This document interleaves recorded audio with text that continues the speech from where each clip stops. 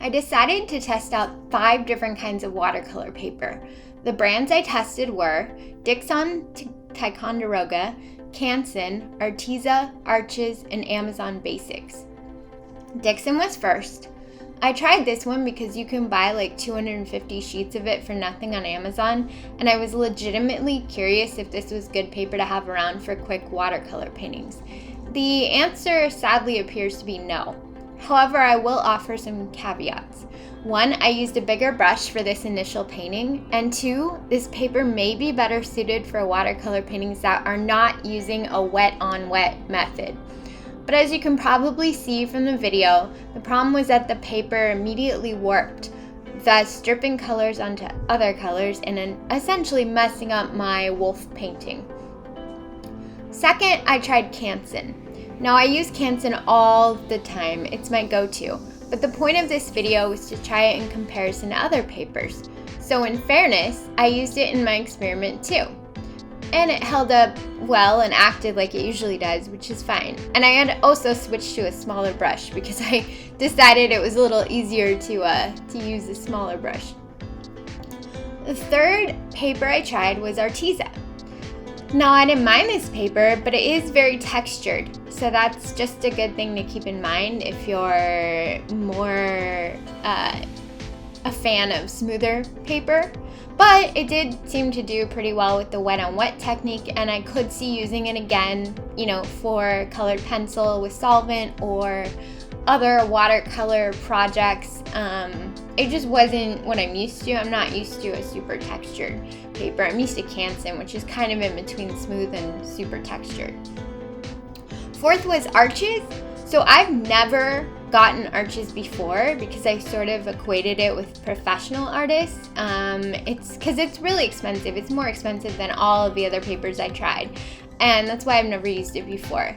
It is really nice, but I just didn't think I needed to use it for the projects I do, which are mostly my own and I hang up in my apartment, but I don't sell them or anything. But anyway, okay, wow. This paper is totally worth the money. It is absolutely amazing, smooth and wonderful, and it dried beautifully. However, there was one kind of large problem with it. It soaked up the water way, way, way too quickly. So I did not really get the wet-on-wet effects I was looking for. So I maybe wouldn't recommend this paper for wet-on-wet, like really wet-on-wet, because it didn't warp at all or anything, and it was a pleasure to use. But again, probably would only use this if I start selling originals, which I plan on doing soon, but I'm still playing with colored pencils. By the way, if you'd like to get any prints, let me know and I'll post them on my Etsy shop, and I'll post a link in the description, because I do have an Etsy shop where I sell art, just not, colored pencil prints or whatever. It's mostly original art. Okay, anyway, the fifth and final experiment was Amazon Basics. It wasn't bad, but there was absolutely no texture to it at all, and I just wasn't super impressed. I would really rate the Amazon Basics on the same level as the Dixon Ticonderoga. So not terrible, just like really smooth, has no texture at all. Doesn't really, I don't know how to explain it, but it just doesn't hold the paint in the same way. I should also mention, I guess, that I was using liquid watercolor paint, which is my personal favorite because of how vibrant the colors are and how you can move it around really well. But I wasn't having that experience with either the Amazon Basics or the Dixon Ticonderoga. I think they're just kind of not that great for spreading paint, not that great for, I don't know, I just didn't, maybe for mixed media, I don't think they should be called watercolor paper. Okay, so anyway, the next measure or criteria I used to judge these papers was drying time. And I will say all of these actually dried incredibly fast. But it was a warmer day, and that can affect drying time, but I was still pretty impressed by how fast they dried.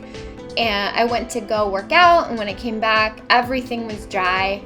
As for how they looked, well, they all look fine, except the arches, which actually looks magnificent. I probably should have filmed that, like the final results, but the arches just looks incredible.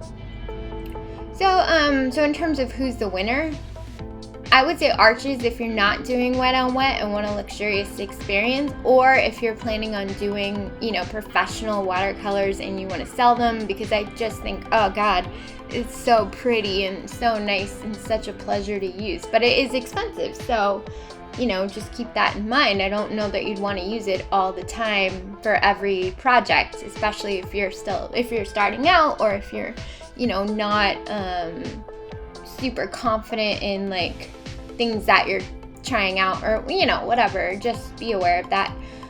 Otherwise, I honestly think Canson wins as overall best paper for wet on wet, and most watercolor projects in general. It's just a really good paper, and in my experience it works really well for any type of watercolor method you're using. Wet on wet, dry, wet on dry, anything. And it's great. It's got a really nice like in-between texture, as I mentioned. It's not super textured, but it's not really smooth. So you can tell which side of the paper to use, and it's got enough, I guess, teeth, if you would, to really soak up water, but not soak it up to the extent that the arches did, which I personally found to be a bit of an issue, just because it was like, okay, put the water down and it's gone now. It's gone with the arches. Like, it was just gone. And so that really, given the effect I was trying to do, which was ultimately like a galaxy type of effect where the colors sort of meld into each other, and it's a very smooth looking sort of painting, it was weird. It wasn't working as well as I thought it would for that type of project. But again, like, it was a pleasure to use. It's totally different from anything else I've ever used before. It was just really nice to use it. Anyway, if you'd like maybe a video on how to do this wet on wet effect, or how to do a galaxy wolf, let me know and I will show you. It's pretty easy. I actually didn't finish the entire galaxy. Normally I would splatter white paint on the galaxy paintings to make them look like stars, but I have kind of a problem. Oops, sorry, my sock fell off. Kind of a problem with making a mess, and so I really didn't want to get white paint all over everything, so I didn't. It would take extra time, and I really was just testing out the paper with this, so I didn't really want to waste time doing the white stars, and even with this one I still made a mess. I had to cut the tip off a paint bottle because it was clogged, and when I squeezed it to get paint out again, it like blew everywhere. So there was like dark blue paint everywhere on the table, and I was like, really? And if you've seen my cocktail videos, you know that this is just like what I do. I just make messes. It's just who I am, I guess. I can't have nice things. Anyway, thank you for watching. I hope you found this enjoyable, or at least interesting or educational. Hopefully it gave you some good info about different watercolor paper. And, let me know what you think in the comments if you want more watercolor videos, if you want to know how to make a galaxy wolf, because I'm happy to show you. Anything really, how your day's going, anything you want, I will gladly read and be happy that it's there. So, okay, again, thank you for watching. Be sure to like and subscribe and follow and all the good things. And if you want to try any of these papers, I have posted links in the description, so you know which papers I use. Okay,